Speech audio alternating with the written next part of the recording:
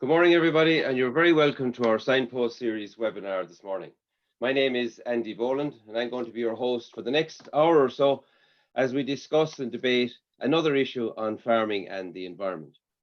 I'd like to acknowledge the help and support that we get from our partners in producing this series, the National Rural Network, Food Drink Ireland, SkillNet, and Dairy Sustainability Ireland. So this morning, we're going to begin a series really for the next 4 weeks, looking at our wonderful and beautiful uplands, the people who work there and the people who live there. And I'm delighted this morning to be joined by Katrina Douglas. Katrina is from the National Parks and Wildlife Service, and also by Catherine Keena, our countryside specialist. And Catherine is known both in the uplands and indeed in the lowlands. Katrina and ladies, sorry, you're both very welcome, and thanks for joining us. Thanks, Andy. Hi, Andy. Thank Katrina, you for inviting me. You're very welcome. Katrina, you're an ecologist with the National Parks and Wildlife Service, and you're going to talk to us this morning about the ecological value and the condition of our uplands. You might just begin by telling us a little bit before you get into your presentation about what you do and how you finished up working in the uplands. Indeed, it's a long and torturous route. I started working in the Wildlife Service in the 80s, so it's a long time ago. And I was working on field surveys for about 11 years, doing botanical surveys of the wetlands.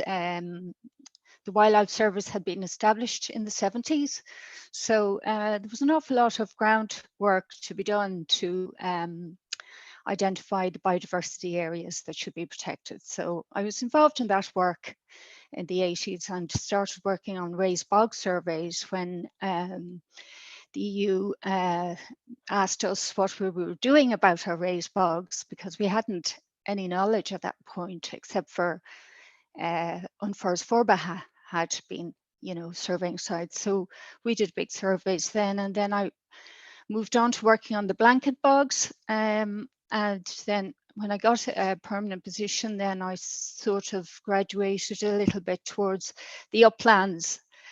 Although, I'm essentially a bog woman. But I've been stretched to the uplands. Let's put it that way. And it's quite a large resource, so I'm not going to be able to cover it all, but I will just tip in here and there.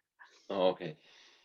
Katrina, you might begin to share your presentation with us.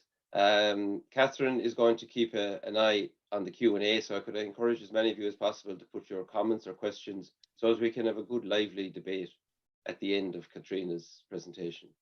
So Katrina, if you might begin to share your presentation. Okay. Now, apologies, we had a bit of a technical issue with Katrina's presentation, so she'll be sharing it possibly not in slide view, but that will do fine, Katrina. If slide yes, view, well, yeah, that's fine. I've tried it in slide view, but I can see it in full view here. But yeah, unfortunately, you work away. Yeah. Okay. So you can see that, and you can probably see the slides on the side, along the side of the screen. Yeah, that's fine. Okay, so yeah.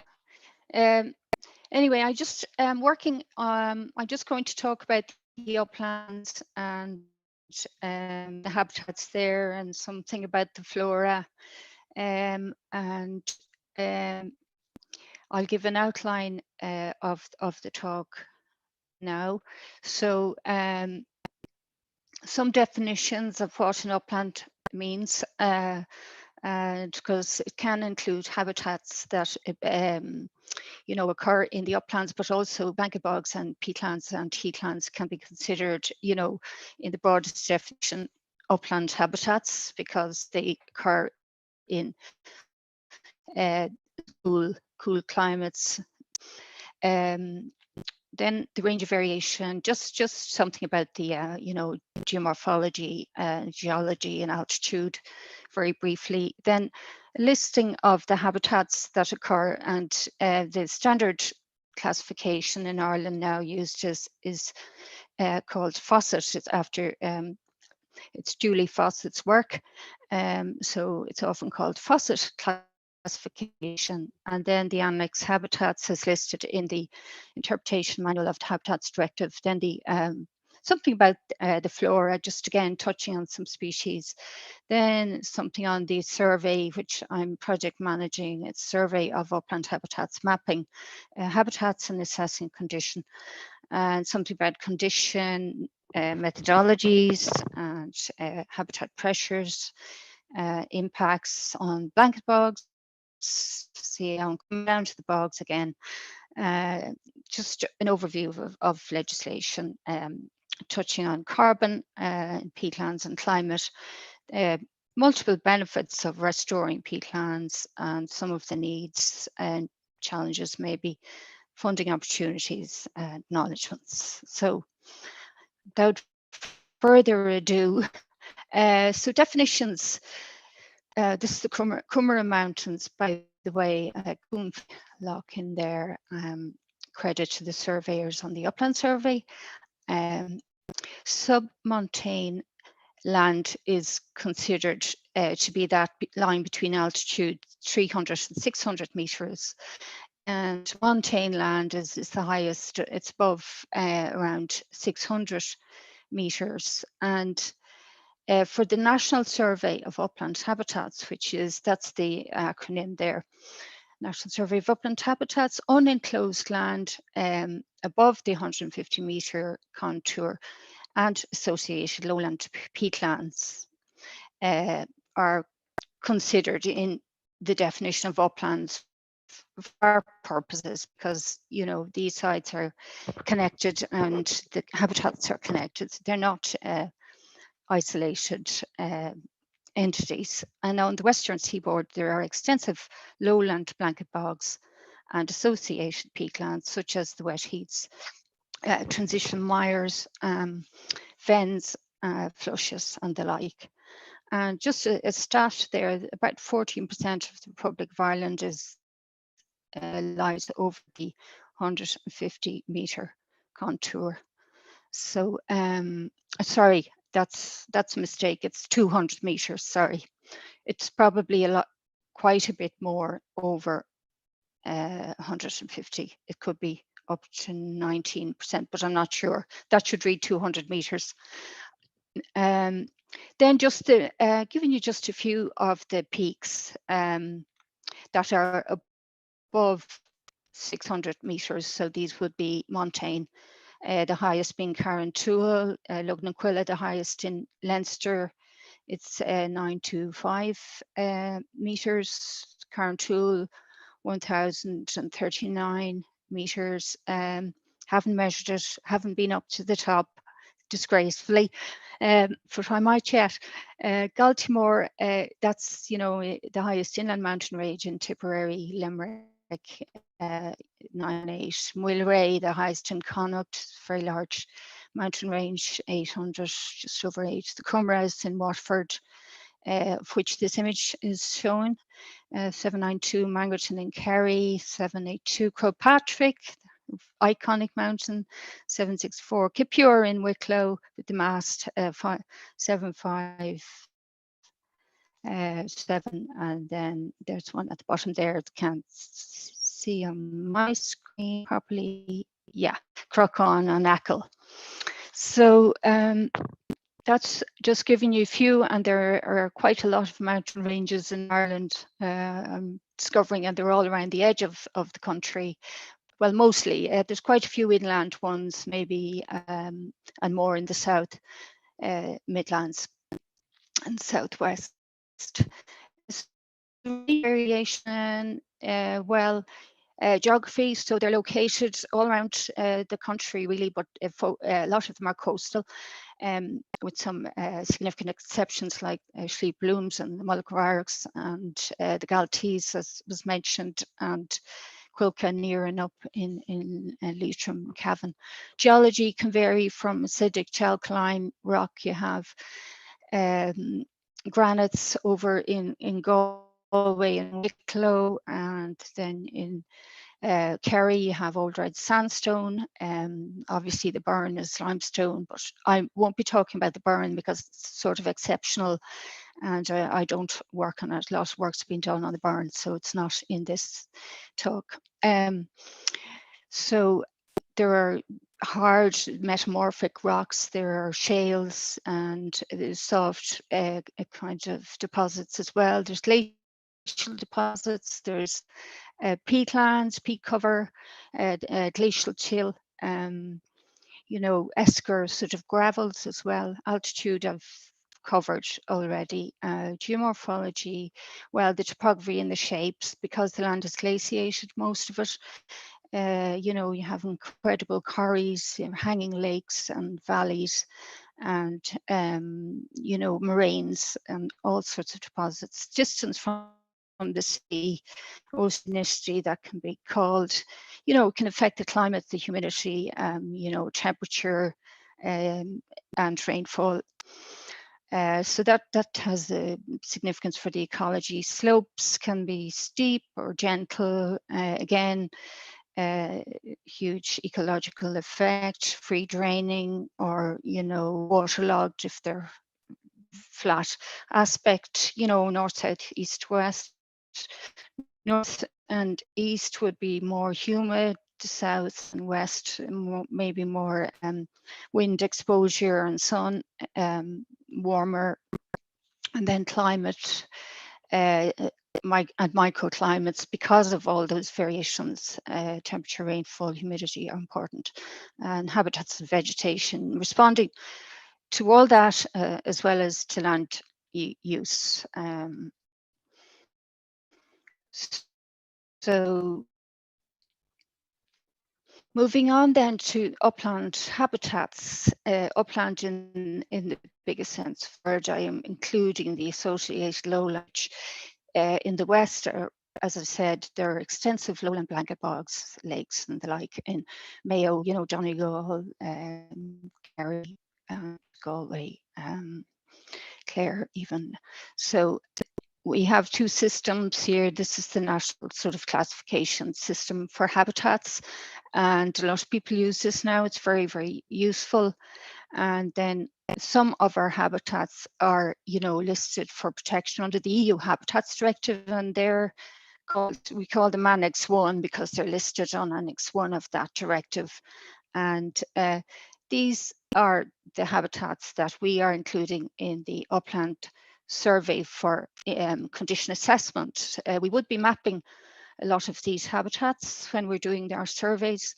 However, where we do assessments, we're focusing on these, which are the heaths, wet heaths and the dry heaths, the alpine and boreal heaths, which are up at the higher altitudes, a kind of heathy grassland called species-rich nardus grassland.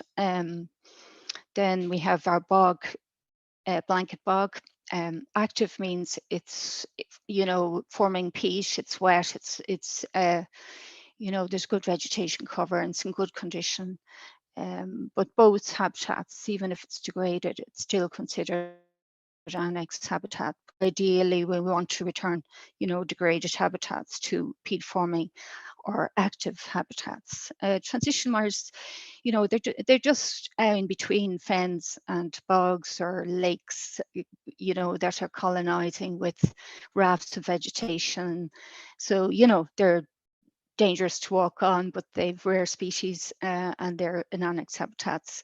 This habitat called Rincosporion, it's just Rincospora. It's it's a small plant that grows on the edge of pools and in wet depressions in bogs. So it's like a sub-habitat of bog. It really shouldn't be a separate one, but it's considered to indicate deep peat. So, you know, the EU have said it's very important.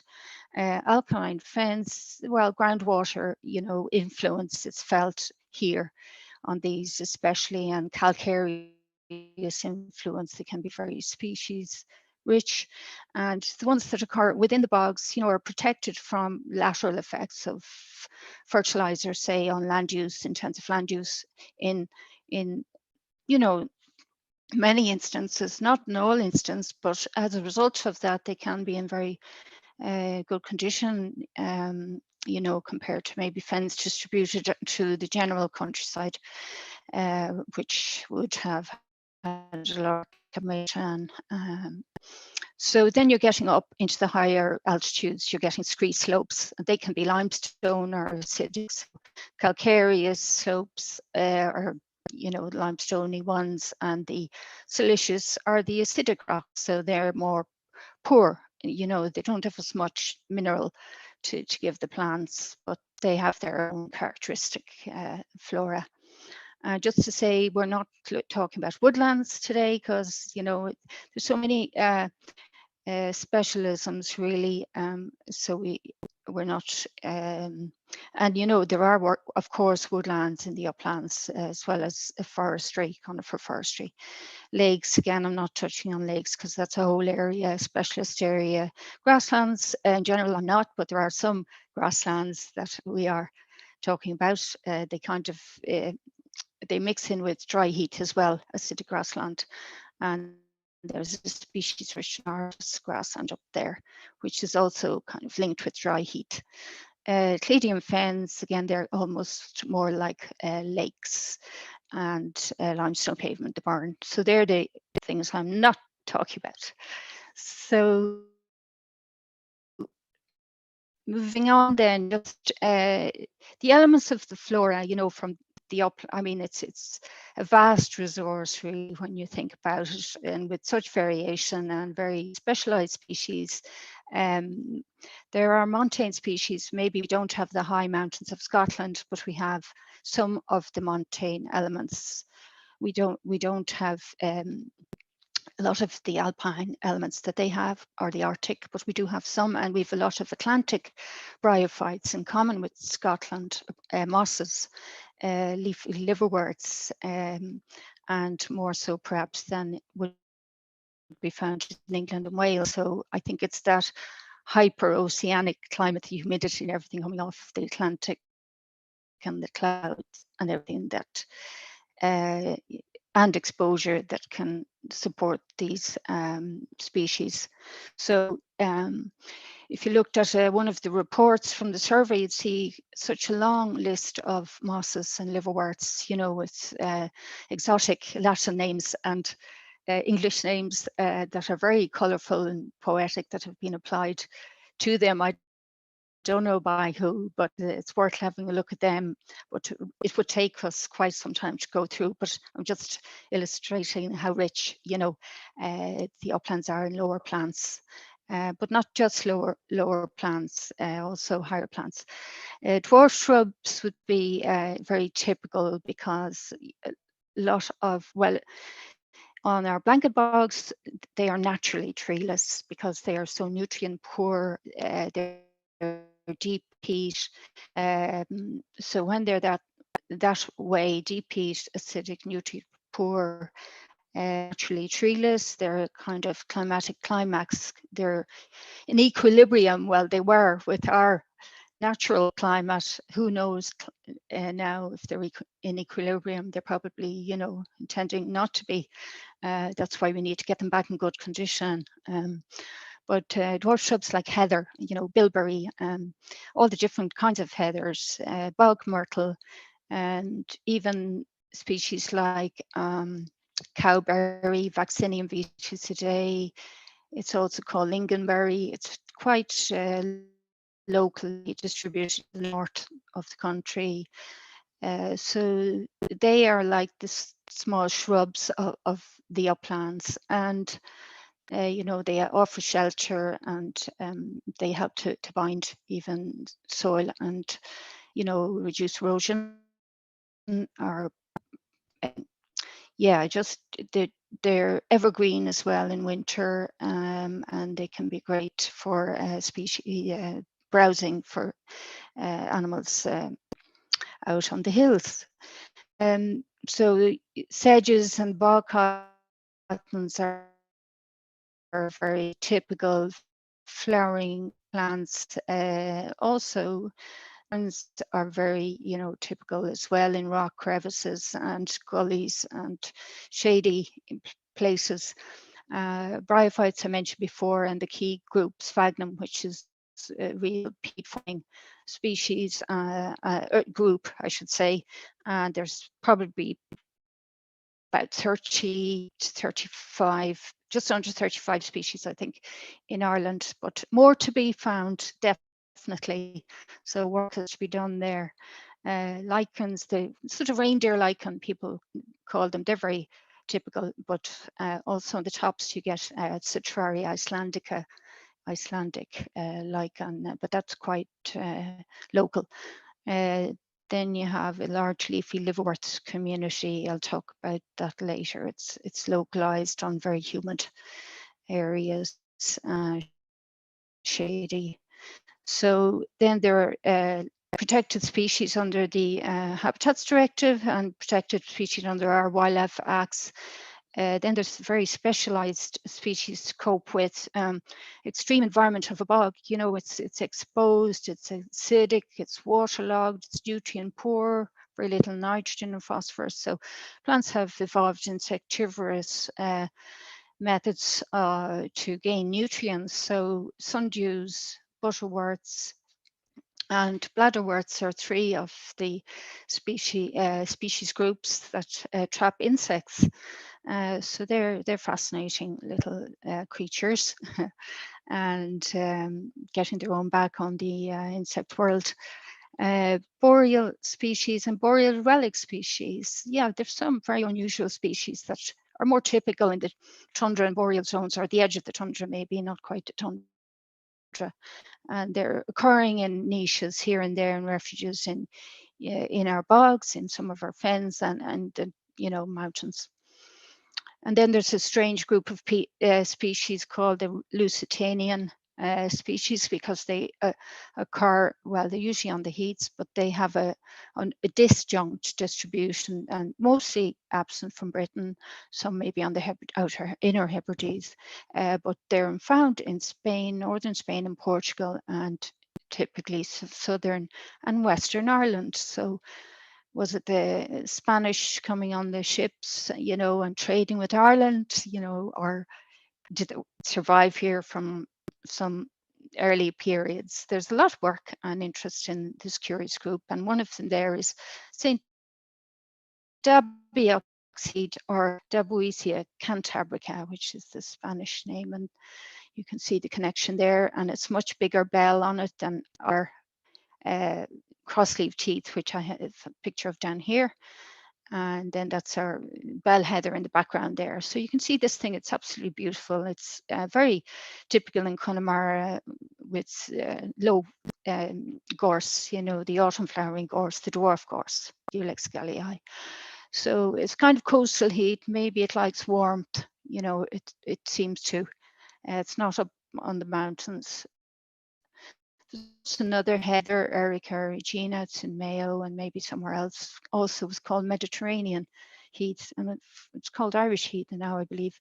Marquez heath, the Lusitanian butterwort, that's one of the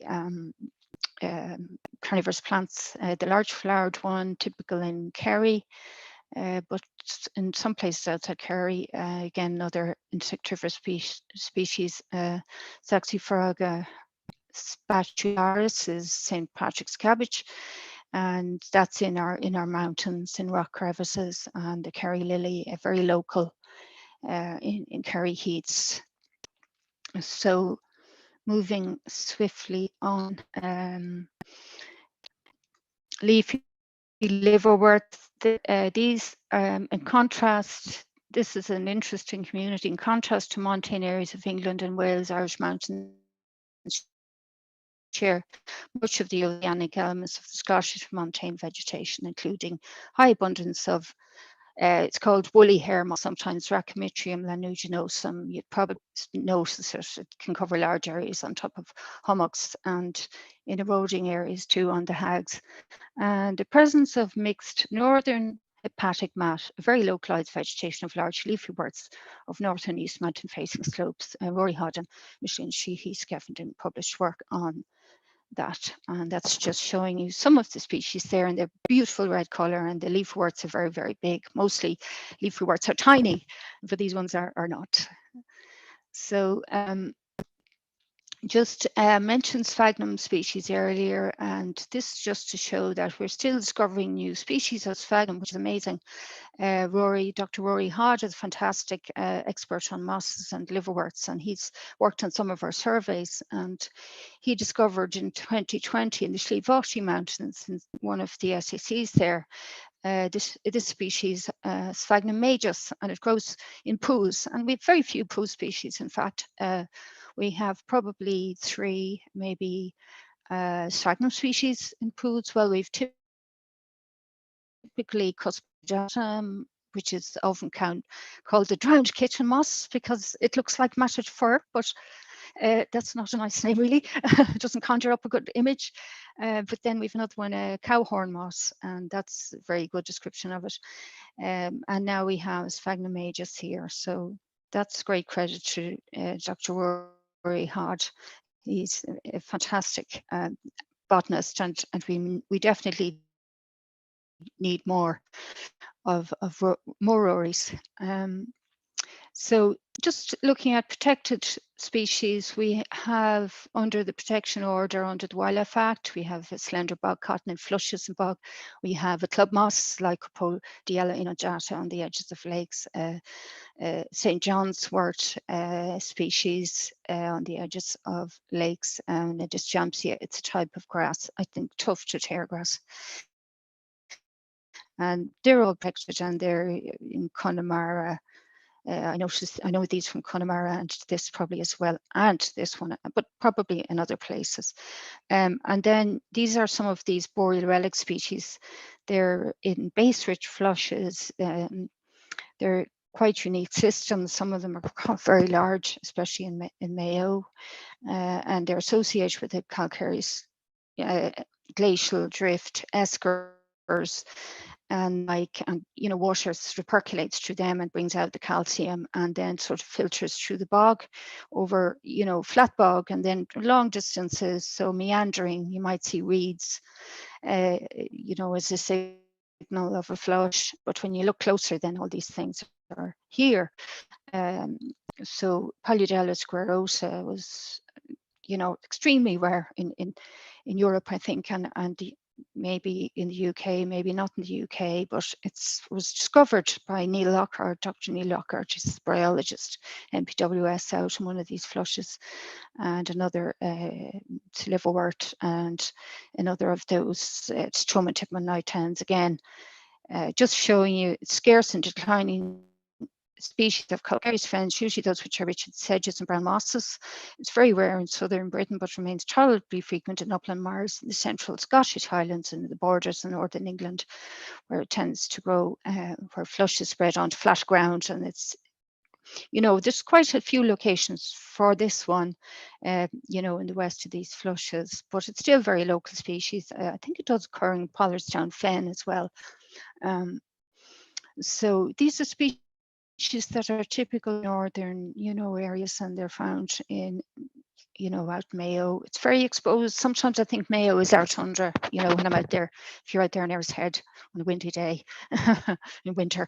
And another fantastic find, again, Dr. Caoimhe Muldoon, rest in peace, and Dr. Rory rediscovered this moss in Base-Ridge Flush on the Ox Mountains, and it was out in the Bournemouth bogs, at Onini, and in a flush there that was kind of survived and protected from the, milled that happened over about 6,000 hectares of that land. But unfortunately, the hydrology, as you can imagine, was impacted by the drainage, and this species disappeared, but it was refound during the upland survey in 2012, I think, in the Ox Mountains. Again, fantastic.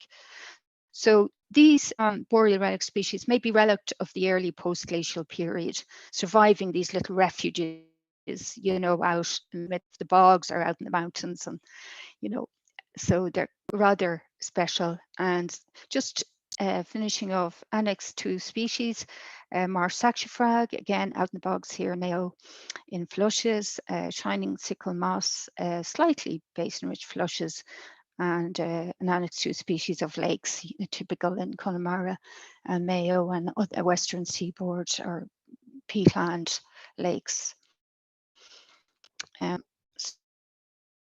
So Railway Sheafrierv compact, a massive range, and that was surveyed in the upland surveys. And they're just some of the that's an alpine club moss, so you'll only find this little one down here on the left, up on the tops, you know, on the higher mountains. It's in Wicklow. It's actually on Capure. It's probably over, you know, those 600 meter high mountains, I think. When I was Capure, that height is, yeah. So here then we have, this is interesting because these are areas that are inaccessible to grazing animals, and they just illustrate really, maybe if, you know, the grazing wasn't as heavy, we might have a kind of more lush vegetation on our hills. Admittedly, these are in crevices and rocks, so they can kind of water supply creeping down the rocks, and probably some extra nutrients as well. And there, you know, there's it's called it wasn't thought to be in the uplands. It's a tall herb community, and tall herb was thought to be just lowland community, but this has lately been discovered as an upland version of tall herb. And I know, you know, on the continent, some of the mountains have very herb-rich meadows, and you know, it just begs the question, you know, the effect of grazing and on some of our hills. Some of this probably stunted, and this is St. Patrick's cabbage, one of the Lusitanian species that I mentioned, growing in a crevice in the rocks on Wilray. And I'm not really going to talk about fauna, and you know, this is very blurry on this screen. And here's labyrinth spider in heath. It's on Ulex, on dwarf gorse. It's not actually going to pounce on passerby, but it's protecting its eggs in that huge web. So it's a good parent. And here's the caterpillar of the fox moth, which you will often see on heather, on the bogs, and in great numbers at certain times of the year. Just to say they're fantastic fun on the mountains, and I won't dwell on them. You know, common frog, lizard, hare, even badger can be out on the hills. Fox, red grouse is very characteristic because it's the heather hen, feeds on heather, nests in heather, and heather is essential for it. Mountain pipit, or I think meadow pipit, you know, it's nests again on the ground. A lot of the species nest on ground, and they need good vegetation and cover, and safety from predators. Golden plover, it's wader, also out in the hills, has a beautiful lonesome call. I haven't seen it for some years, but you know, these are in decline. But there's a lot of work going on to try and recover these species, iconic species. Kestrel, raven, we all know the raven. Otter. Otter is, I've seen otter on the bog in Mayo. It goes between pools and lakes, and then it connects out to the rivers and down to the bays. So yeah, it hunts and forages across wet bog. You know, frogs and the like, I suppose. Freshwater pearl mussel mentioned because it's in the river systems that come off the mountains. So whatever we do on our hills, you know, can release silt, and unfortunately, this sensitive filter feeder suffering. Arctic salmon spawning eggs are very sensitive to silt, and they're in a lot of our western rivers, and again, suffering. Vertigo is a snail, tiny snail, but annex species, and very important little creature, and an indicator, you know, of flushes and certain types of conditions. Chough are also in inland cliffs. Archchar is kind of rare type of trout. I think it's in some of the corries, but it's disappearing from others. It's very sensitive. Greenland white-fronted goose was very common feeding on the wet bogs, but unfortunately it's declined on the bogs. I think more populations in Wexford on the grasslands, but there may be some small flocks on certain sites still. And then there's a lot of birds of prey. And then, of course, the curlew and other waders, you know, they, a lot of these nest, well, peregrine nests on cliff, merlin, I'm not sure where merlin nests, but a lot of the waders nest on the ground, for instance, the curlew, and are very sensitive to predation. So, you know, forestry can harbour predators is one of the impacts. And there's a curlew project that's making headway on protecting some of these iconic species. Just on the Upland Survey, the objectives of the Upland Survey, and it started in 2009 with the scoping survey devising methodologies, and it's to classify and map the location and area of upland habitats within a range of upland sites using standard schemes, Fawcett and the Annex Habitat Classification, but also plant communities. And there's new kind of developing Irish vegetation classification for plant communities, because these are like the building blocks of habitats. And these are where all these beautiful species and species communities kind of are occurring and have to be identified and understood to be able to protect them. Then to assess the conservation status of a suite of upland and associated lowland annex habitats, and to improve knowledge on the plant communities and flora that make up the habitats. And as I said, the main habitats that we're doing in the Upland Survey would be the heaths and the bogs, you know, alpine heaths, wet dry heaths, blanket bog, transition marshes, alkaline fens, and the rocky habitats. So, you know, and maybe the upland tall herb, although we don't, I think we're assessing it, but we're mapping it at the moment. Methodologies devised during the scoping study are explained in this wildlife manual, which is on our website, www.nbws.ie. So, you know, all the methods are, you know, in detail described there. And then some revision of this, there's no actual published revision, but we are adding some extra sort of data, you know, to the survey as we go, but we can add them to the manual at some point. There's not that many, but we are kind of trying to keep the methodology so that we have comparison between years. So when we go back to look at plots, we can understand whether things have changed by measuring similar parameters. This year, the survey is it's just started, and it's going to map the Slieve Bloom mountain habitats and assess condition there. So that just says the plots are distributed across the site. So you've plots, you know, in different habitats. So you have to decide what the habitats are first, and then you have to kind of, you know, maybe have a random array of plots, you know, across each of these habitats that we're assessing. And then, you know, this will inform strategies. Sorry, Katrina, just to remind you, I'd just like to leave a little bit of time for questions at the end, just to remind you. Yeah. Yeah. Tell me what time to finish. Well, go another. We've about 15 5 minutes. We've about 15 minutes left, so 15, 20 minutes. I'd just like to have. Oh, is that all you've left for time? Yeah. Were we like to leave late? a few minutes at the end for questions. That's all. Sure. Yeah. I can go very quickly actually through a lot of these because the foundation's there.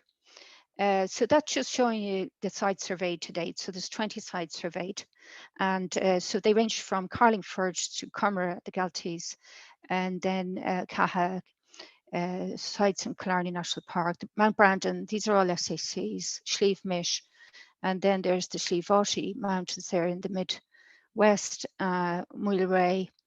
Nevin isn't a designated site that was surveyed. It's got very good alpine heaths, Curon, out on Achill and Schlieffmore, and Ox Mountains, Quilcanerin, and then Ben Bulben and Aru, Schlieffleague, and then we're going to Schlief Blooms this season. So again, I think I've touched on this already. It's just see how, you know, reporting for Article 17 under the Habitats Directive. So all the things we have to measure. And then this is just on active bog. It's some of the criteria we might look at, you know, would be sphagnum cover, microtopography, the fibrous layer on the top, and we might increase the size of a relevate 4x4 because active bog have priority status, and it's defined as still supporting a significant area of vegetation that is normally peat forming, so it's characteristic bog vegetation. And it's very important for carbon sequestration. Again, that's showing you plots being assessed. Common age data is also looked at from the past and compared to see whether we can evaluate trends. That's just showing the number of sites and the number of plots that have been assessed. And that's just a table that would show a result from a site, and that one would be the Curragh Mountains. So under area, structure and function, future prospects, and an overall assessment. So you can see red isn't good and green is favorable conservation status. So there's quite a lot of, you know, unfavorable condition habitats. The wet heaths, the dry heaths, the alpine and boreal heaths. Well, future prospects looks okay on that one. Blanket bog not looking good. Maybe the Rockies are, you know, partly okay.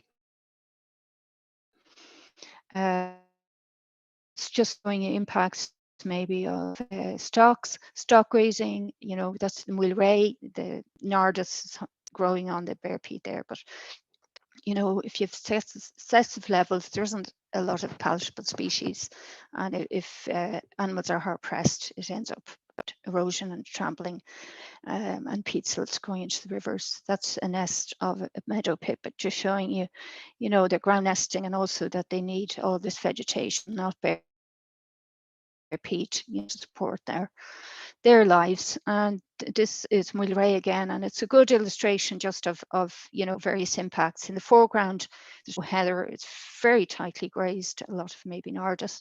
In the background, then you can see eroding areas on the edges, and that can be from various causes.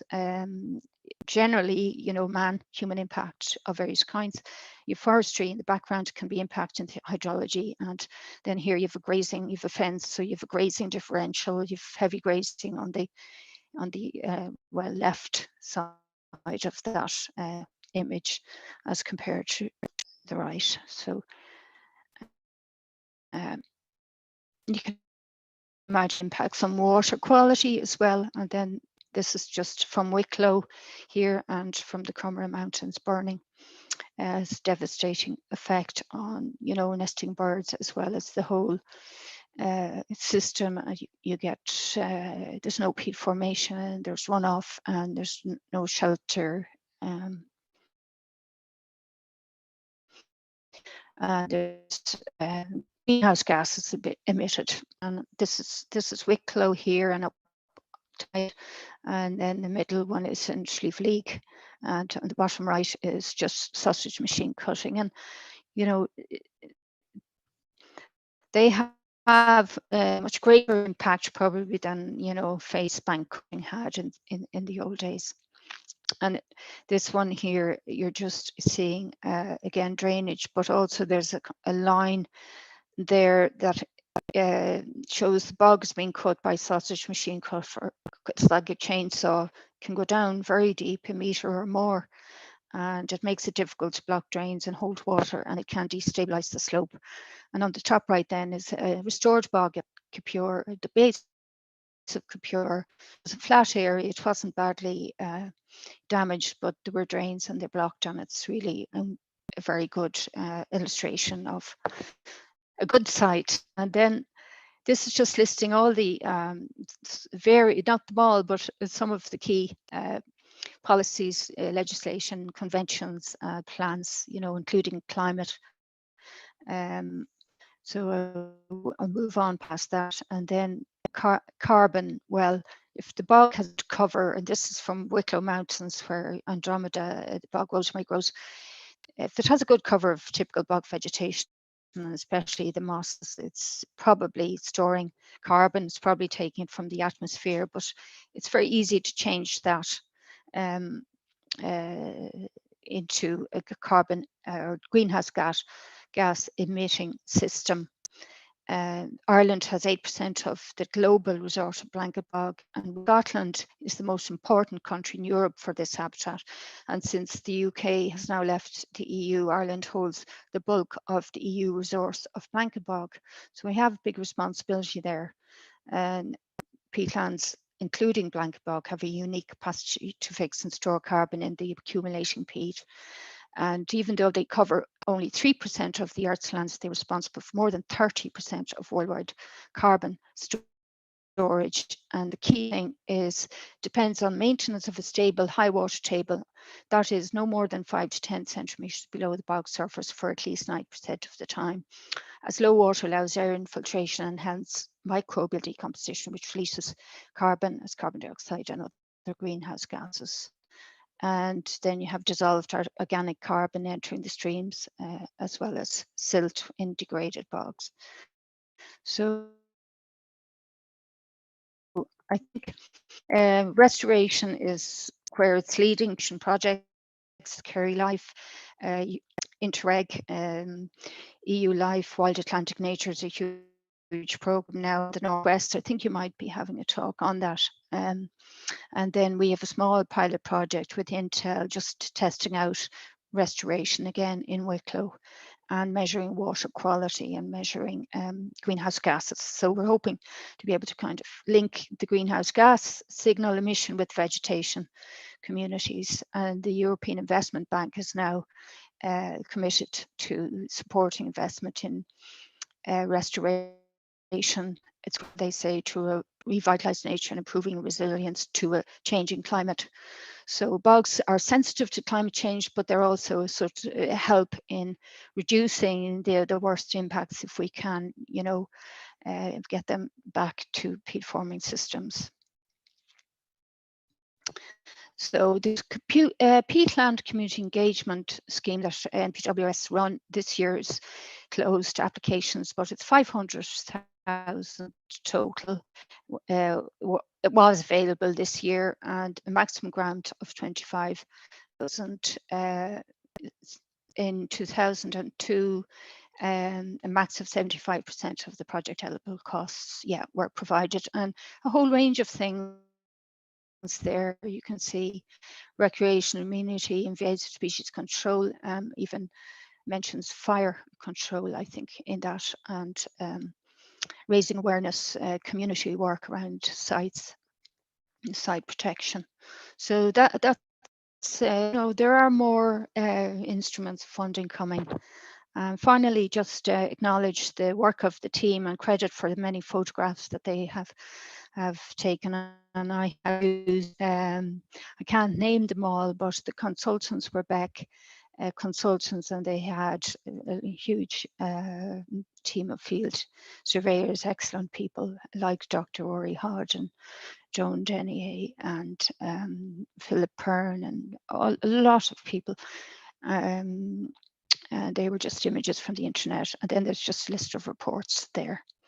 So thank you very much, and sorry I went on a bit long. That's all right, Katrina. Thanks very much. So I need to stop sharing here, I think. If you wouldn't mind. Yeah. Thanks. And it's reflected in the Q&A. There's a wealth of experience and knowledge in all of those slides, Katrina. I mean, you can see from the detail in it, and that's been a lot of work done. Acknowledged there in the Q&A. One area that there we are. Catherine is going to look at through the Q&As there, but one thing that has often struck me, and it's a kind of when you mentioned ACL as well. I mean, you often wonder whether it's environmental benefits in the lowland or particularly in the uplands. Is there any examples internationally? I mean, we've had a few in Ireland with, say, ACL lamb of where you can monetize for the communities that are living in those areas, that you could sell Yes. produce with a premium. I mean, Yes, you can, and I think there is a move towards people love to have local brands, locally produced, and there are models on the continent. Now I don't know them, but I know they're there. People make a lot more sort of use of as well the Natura 2000 sites as a kind of brand. If they're farming on them, but obviously it's critical that they're not causing damage, that it's sustainable. So it would have to be very low intensity and on the more robust, habitats there, like maybe yeah, the drier heaths and grasslands rather than the bogs or the wet heaths. So yeah, it is possible. again, Yeah. yes, I definitely. And I think maybe the Community Wetlands Forum in Ireland might have some information on that. There's information on a lot of websites as well on that sort of thing. Natura 2000 branding, even honey produced, from heather and all these things from protected sites. They have an added value and an attraction for people. Yeah. Catherine, Okay. lots of questions coming in there. You might have to pull a few of them together because we haven't got a Yes. whole lot of time. And the main thing is that the talk and the presentations will be up on the website, Andy, if some people are asking that. And also to re-emphasize that this is the start of four talks, and some of this is kind of laying the basis for where we start from, and maybe some of the management side will be discussed in the future weeks. So really appreciate the detail that we'll have for use by us. Just one question there: have any of the plots that you have surveyed or has been surveyed been revisited, and is there any change in habitat condition? We, because we had no baseline surveys for the SACs, because designation happened, in quite a rush for Ireland. These are baseline surveys, so we haven't revisited these plots, but we will be, I think, starting next year revisiting. Okay. But we have looked at commonage framework data on heather height, heather cover, and bare peat, and compared them with our parameters. And sometimes we've seen improvement in height and cover of heather. So, we're using that as an indicator of trend.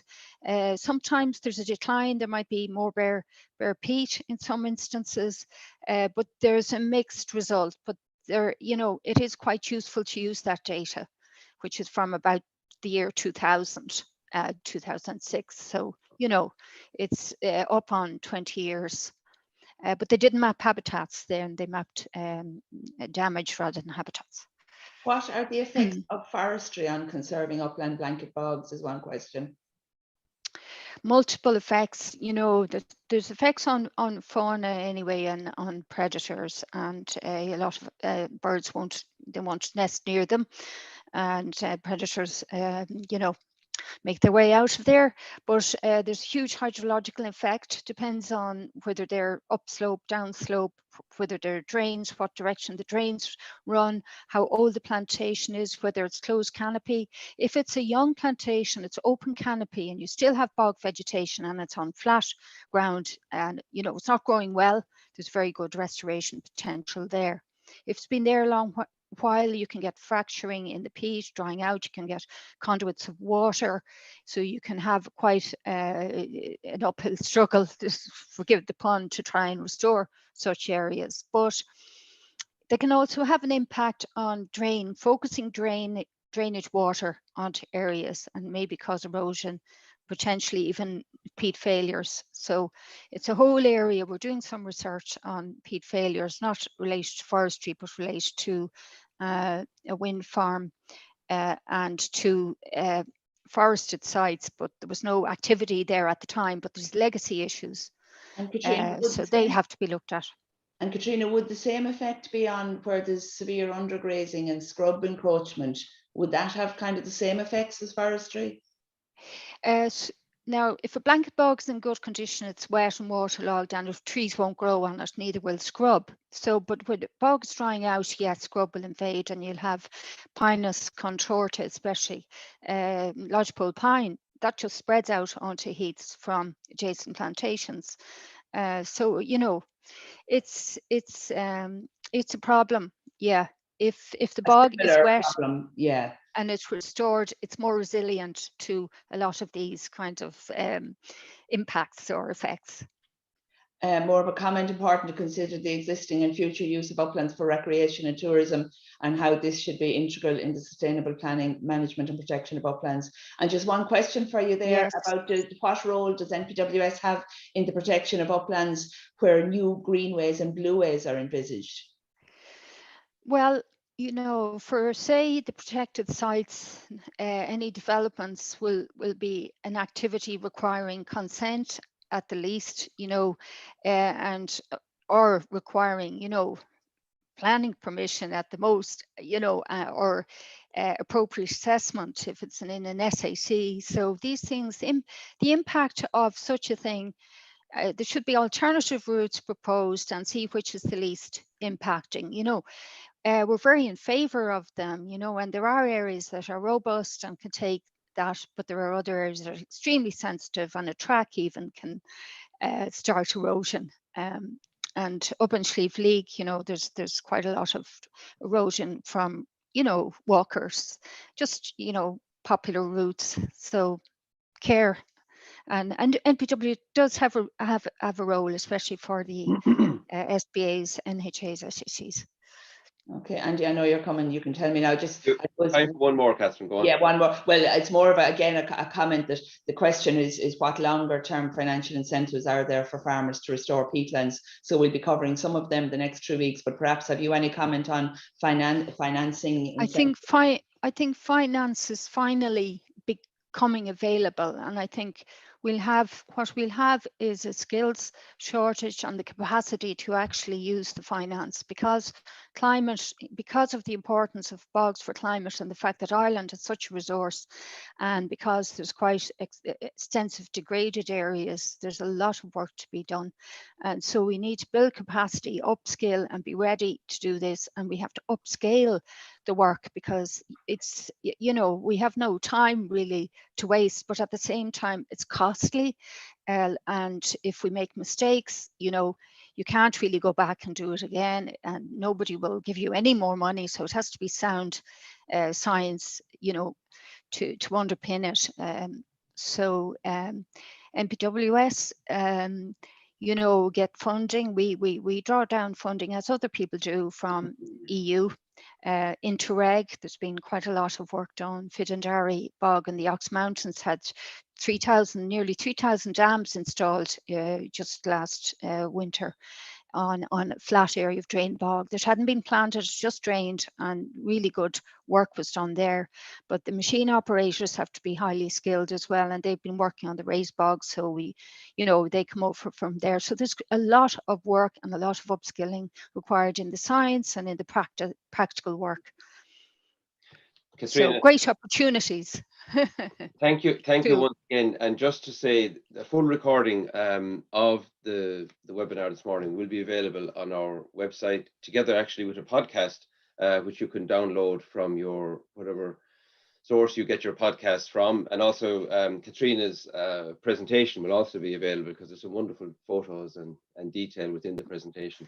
Just Catherine mentioned that we're beginning a series in the uplands. Next week we'll be looking at the Comera upland communities, and our colleague Katrina Foley from Teagasc will be joined by the project manager, an ex-colleague of ours, Owen Carton, and they will go through what's happening in the Comeras.